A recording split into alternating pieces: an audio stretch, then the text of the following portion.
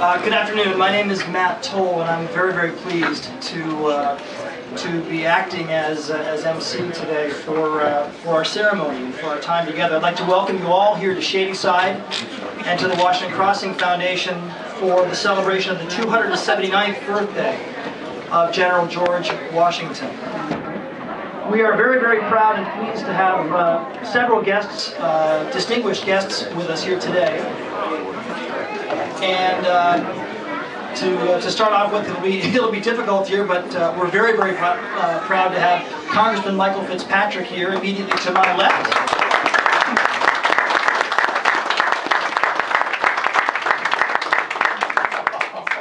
And Congressman Fitzpatrick gets special honors for limping in here on one bad wheel. So, the fact that he's sitting, don't take that as anything other than a man resting. He is a sitting congressman.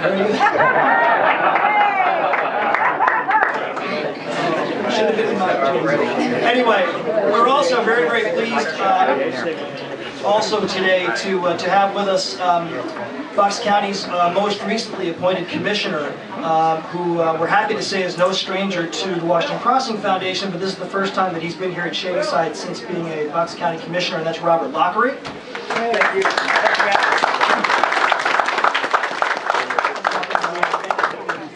And we're also very, very pleased to have with us David Christian somewhere here. I saw him. David, as many of you know, is the youngest and most decorated United States officer in the Vietnam War, and has been a tireless advocate for veterans since the end of his active service. So I'm not sure where he is, but David Christian, everyone.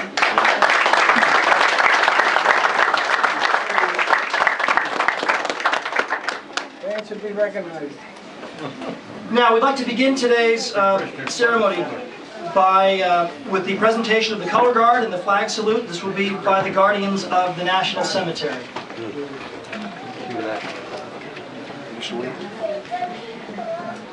Face up. Present arms.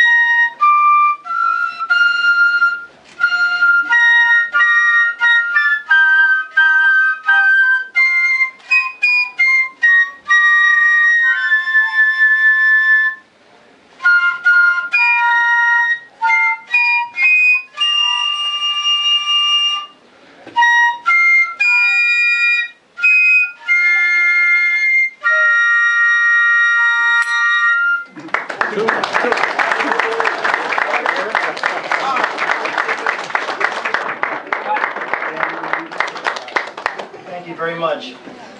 It's now my pleasure to introduce to you all our guest of honor for today. Daniel L. Rubini, Colonel, retired United States Army. Colonel Rubini is an administrative law judge in Philadelphia and has practiced law in Bucks County for 22 years. His extensive career in civil affairs included serving in Operation Desert Storm in 1991, as well as in Iraq in 2003, as senior advisor in the Coalition Provisional Authority to the Ministry of Justice. During his distinguished military career of more than 30 years, where he served not only in Iraq but also in Haiti and in Central America, Colonel Rubini received special training in civil affairs, terrorism, and law of war. He has been named a distinguished member of the United States Civil Affairs Regiment. He is a member of the Friends of Washington Crossing Park and the Guardians of the National Cemetery, a trustee of the Washington Crossing Foundation, and president of the Washington Crossing Foundation Reenactors Society. We are pleased and honored to welcome our guest of honor, Colonel Daniel L. Rubini.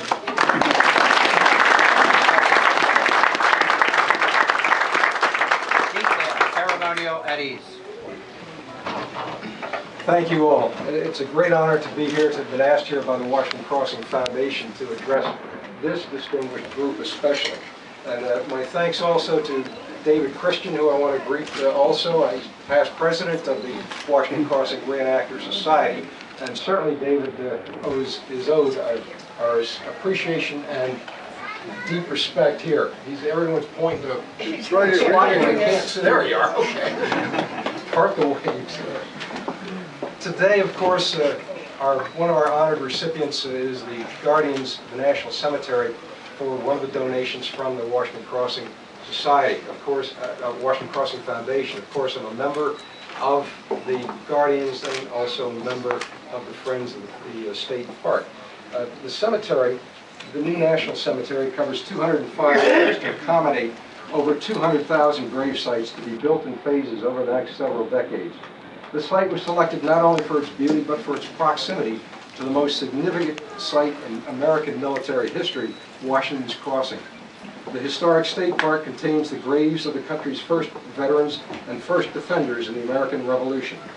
Soldiers who died from harsh winter exposure in the depths of defeat and despair, but who did not desert the nearly lost cause of independence in December 1776.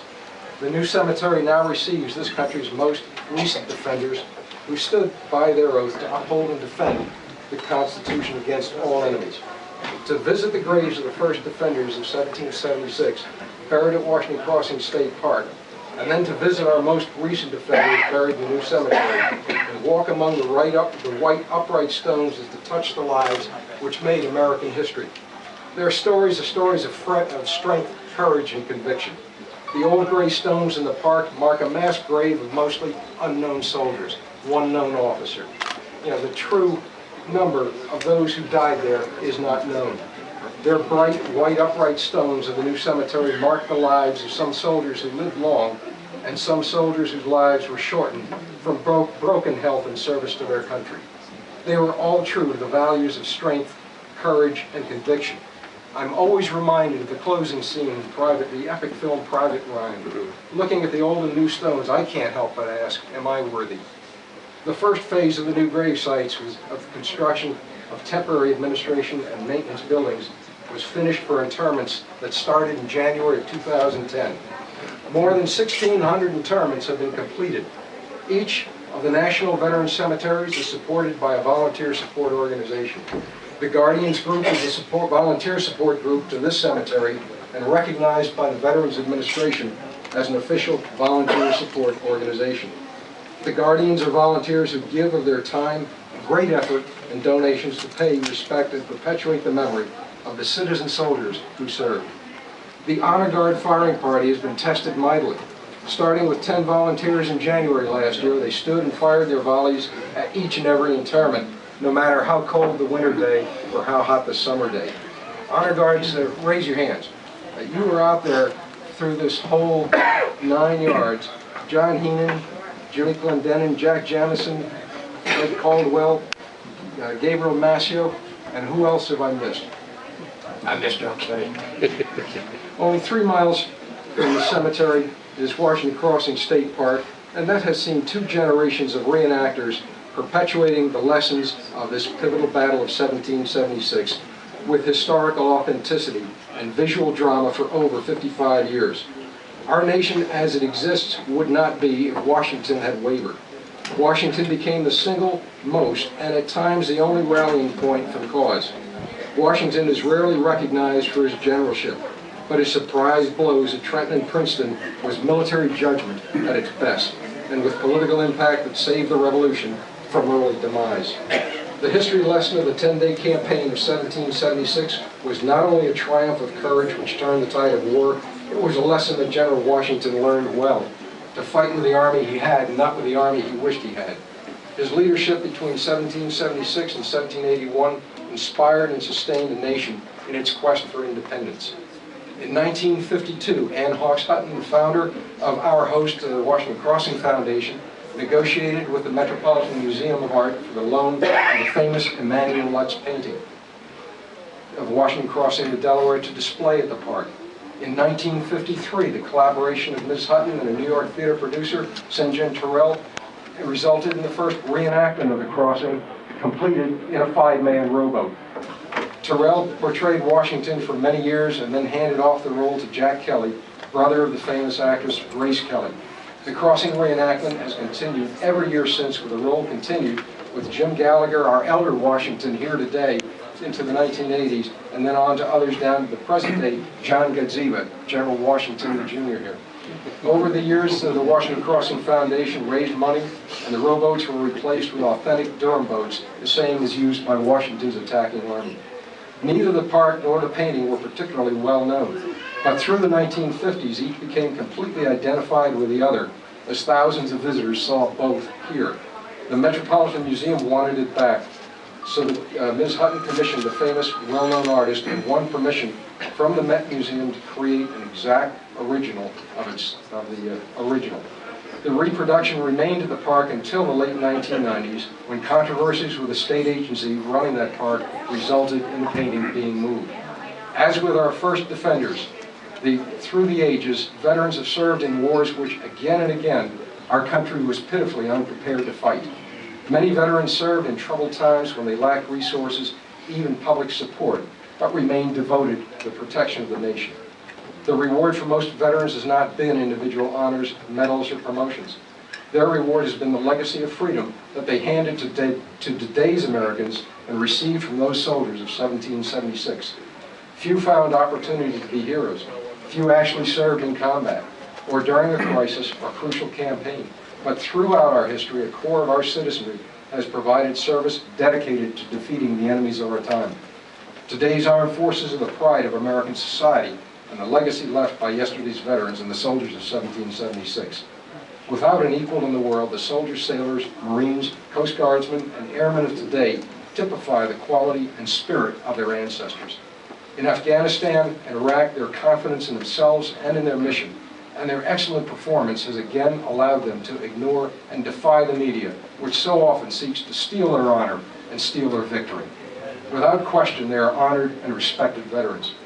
For the first defenders of 1776, the words victory or death were more than a mere password. They stepped off to a day knowing that it would end for them in just that way, their victory or their death. And how brave that was. They could have deserted. They were the last remaining body of a diminished and defeated army, but they succeeded in launching their attack. Their values and bravery did not end there.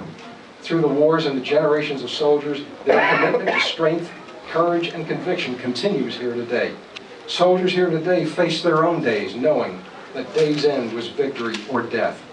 They too stepped off with the same strength, courage, and conviction. Captain David Christian in this room, United States Army. Tony Albano, 101st Vietnam veteran, President of the Guardians. Joe Hogan, United States Marine Corps, Vietnam veteran, 2 Purple Hearts. Joe, typical to Marine Corps fashion, they told him after he was wounded, they told him to go back again and do it right, and get it together and do it again until he got it right. Henry Apice, Marine Corps Purple Heart Iwo Jima survivor. Bob Hood, Chosin Reservoir, Korea. Colonel Gabe Zinni, 2 Purple Heart Awards, 101st Airborne in Vietnam. Gabe, the Army did the same thing, told you to go back again. And, yeah, okay. These are highly decorated veterans. Now, I haven't located a young veteran in the room yet, much as I looked around, but my experience with young veterans has always been, I'm not a veteran yet. I haven't done anything yet. I haven't been anywhere yet. Well, yes, you have. And for every young veteran, let me tell you what you've done right up to that point. You walked into that recruiting station all on your own, and you didn't have to do that. You raised your right hand and you swore to uphold and defend against all enemies, domestic, foreign, and domestic. You took that oath written in blood. You then went on to complete your, right then you've done more than 80% of the nation has done in serving their country, and you didn't have to do it. You then went on to complete your basic training, which for the Army and the Marines and the Navy and the Air Force and the Coast Guard, it's never an easy experience. Many people don't, and you've completed more than those who did not complete their basic training. Because no matter how well intended, many simply cannot meet the physical demands or the mental challenges of military life. We were all young when we started our military careers, although looking around the room, we don't hardly know that. But we were and we grew old. Time passed. We went on to being grandparents and parents. But the new face of veterans is now the new Iraq and Afghanistan veterans. 2.5 million have served in Iraq and Afghanistan. Today, many of today's civilians do not understand that freedom is not free. They see freedom as an entitlement. Veterans know that freedom is an investment, preserved and protected only by the suffering and sacrifice of our volunteers, our heroes in uniform. Civilians must be taught what author Henry Gold knew when he was 8 or 9 years old in 1942. The author watched as an older family member, a draftee, not a man of high rank, came home on leave. The young boy knew he was somebody. He was a soldier. A few years back, we took an Army friend, to see Czestochowa, the large and impressive Catholic church. My Army friend always wanted to see the great house of worship that had been visited by Pope John Paul. We stayed for Mass conducted by an elderly Polish priest. I had difficulty understanding his words because of his heavy accent. He was interrupted during his sermon by a young priest telling him something very urgent. This was October 2001, and the old priest announced that the U.S. was bombing the Taliban and the war in Afghanistan had begun. Judging by his age, he had lived through World War II as a young man, and I might guess he had lived through World War II in Poland. He had seen the face of evil, and he knew what had to be done. He did not pray for peace. He prayed for God to deliver us from evil by giving us the strength, courage, and conviction to defeat our enemies. For God does not give us peace, we earn it. What is it about soldiers, Marines, Coast Guardsmen, airmen, and sailors that set them apart? What was it that General Washington and the soldiers of 1776 knew? What was it that Henry Gold knew in 1942? And the answer is understanding evil and the need to defeat it. And it's also what General Washington established in that 1776 10-day campaign, the American way of war. Armed forces values that inspire American soldiers. That is, what we teach, what we live for, and what we stand for. Loyalty, duty, respect, selfless service, putting the welfare of the nation, the Army, and our subordinates before our own, and being a part of something greater than ourselves. Honor, integrity, and personal courage, our ability to face fear and danger. My old mentor, Colonel Joe Zaccardi, used to tell this story. After he retired, received an appointment as civilian aide to Secretary of the Army, much like Ambassador Gabe Zinni here is Ambassador to U.S. Army Reserve. That took Joe to many formal events and many funerals. And one funeral that he attended was that of a homeless veteran, no family, no one claimed the body. The only ones at the funeral were the Veterans Administrative Representative, the hearse driver, and Joe. As they rounded the corner into a pauper's cemetery, Joe saw 3 men sitting on the curb, passing a bottle between them at 10 a.m. in the morning, doing nothing. And Joe thought to himself, they looked the right age. He stopped the car, got out, and said, "Were you guys in the Army?" Now, this is not a question that one expects to be asked 10 a.m. in the morning, sitting on the curb, passing a bottle between them. And they looked up and they said, "Yes, we were all in the Army." Joe said, "I need an honor guard. We're burying a veteran today. I need 3 volunteers, you, and you. Follow me." And they did. They walked into the cemetery, they lined up by the grave, and they saluted one last time as the veteran was laid to rest. They stood tall and proud because they were soldiers. They are somebody. The soldiers in this room, the reenactors in this room, and the history lessons taught by history by many reenactors who, with their love of country and of military history, have given generously of their time, talent, and money. Many are Homeland Defense first responders like John Gadziba, or veterans with histories of their own. Jim Gallagher, our George Washington the Elder, United States Marine Corps. Jack Jamison, stationed in North Vietnam in the 1950s, United States Air Force. Frank Lyons, a C-141 pilot in Vietnam. Tom Blair, United States Marine Corps, Vietnam. Steve Hudak, Pennsylvania Army, National Guard. Steve from the old barracks, fife and drum. And from our Host Washington Crossing Foundation, Dr. Charles Tweedy, United States Air Force.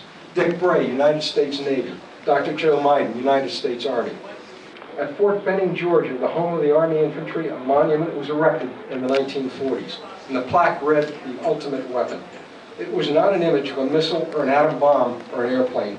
It was a statue of an infantry soldier, quickly dubbed Iron Mike.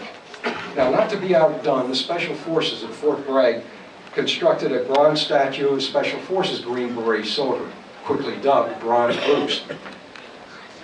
The first image of the ultimate weapon was not Iron Mike or Bronze Bruce. It is the Minuteman soldier, with his standing ready with his musket, the citizen soldier. Everyone knows, depicted from 1775. From 1775 through 1945, the ultimate weapon has not changed. 65 years more have passed, and war technology has vastly increased the lethality of the soldier, but the ultimate weapon remains the American soldier. To paraphrase the words in the obituary of Sergeant Joseph Martin Plum, veteran of the Revolutionary War Continental Army, we owe a vast debt of gratitude to the men of 1776, and I add all who have served since, whose treasure, toil, and blood secured for us so goodly an inheritance. Far distant be the day when their descendants shall cease to venerate their names or be grateful for their services. An Iraq colonel who led a brigade combat team attended a Manhattan cocktail party after returning from Iraq.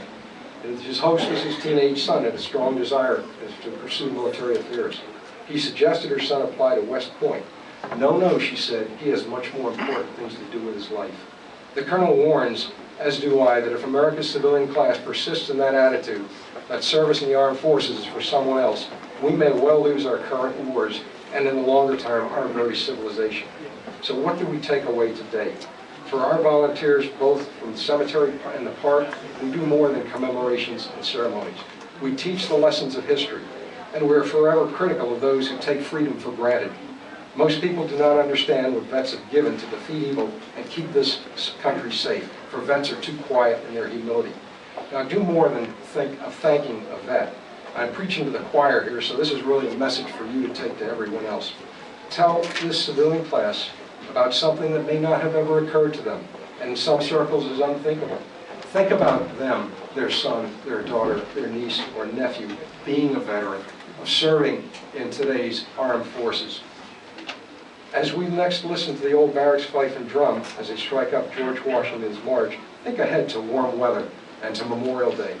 And when we step out again, and veterans, wear your medals. On Memorial Day, Veterans Day, all the patriotic holidays. As the guardians and reenactors present their commemorations, stand tall, because you are soldiers. You are somebody. Thank you.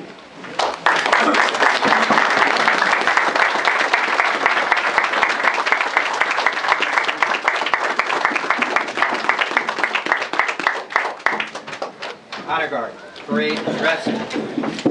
Stand hut. Fifes up. General Washington's March.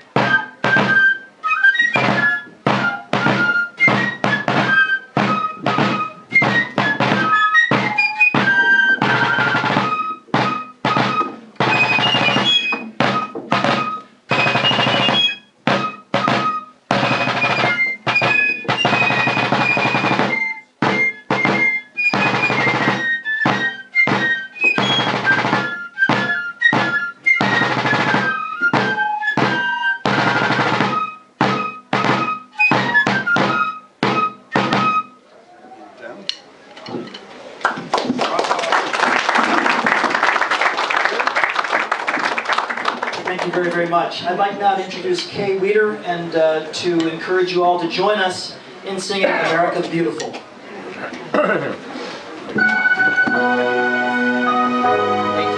present arms.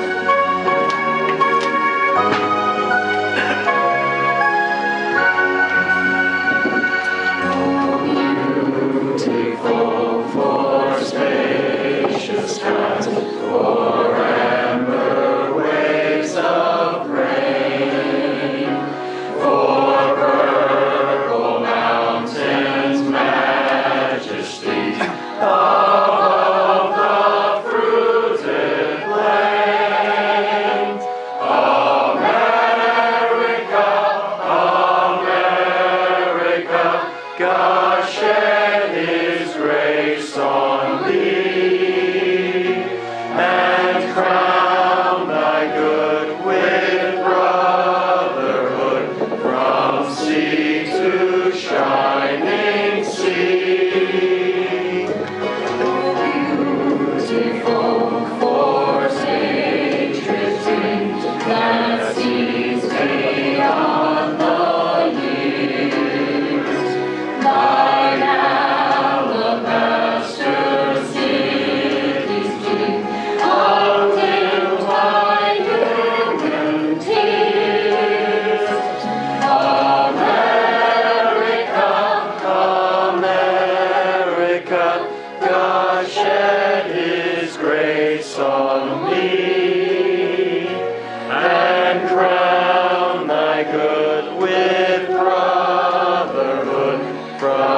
sea to shining sea.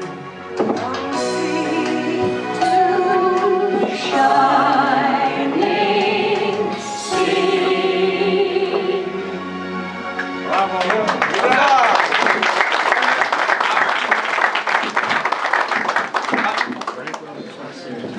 Honor guard. Court arms.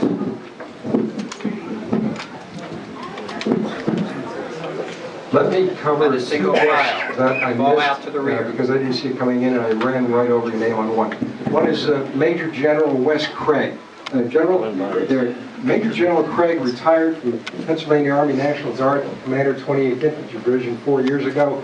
Governor Corbett has seen the light, seen the wisdom, and reactivated General Craig, who is now the newly appointed Adjutant General of the Pennsylvania National Guard. Welcome, General Craig.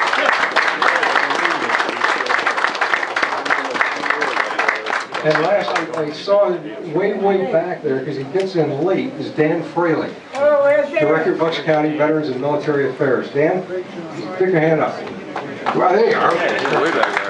There's Marine Marines with a large credit due for the establishment of this national cemetery.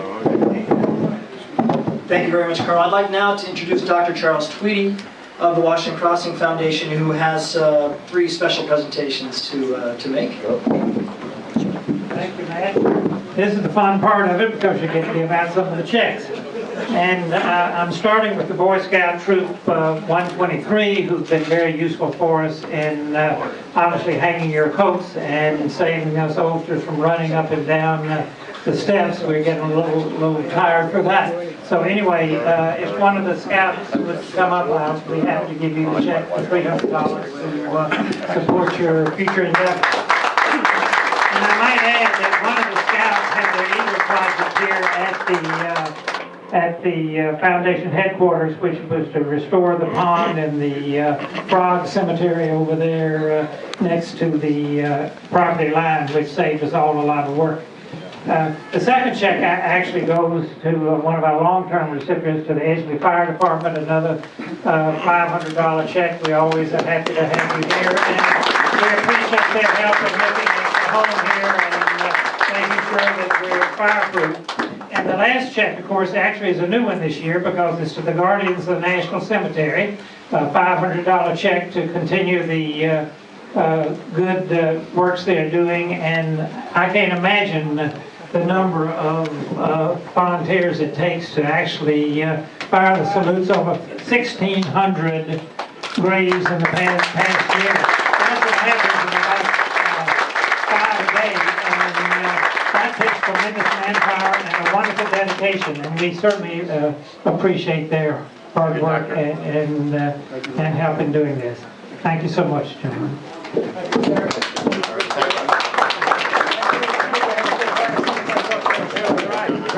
Thank you very much, Dr. Tweedy. And as we get ready to conclude the formal part of our ceremonies today, first of all, we want to thank you all for coming and supporting the Washington Crossing Foundation the way you have. Thank you very much for joining us today.